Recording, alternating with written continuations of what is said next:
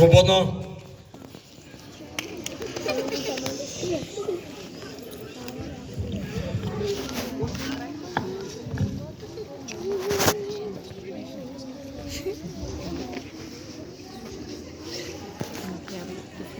Скъпи гости, уважаеми учители и ученици, добре дошли на нашия празник, посветен на патрона ни Антон Попов.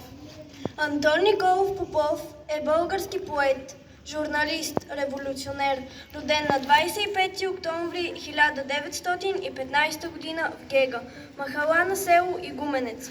Петричка Околия завършва начално образование в родното си село, а прогимназия в Петрич, където учи и гимназия.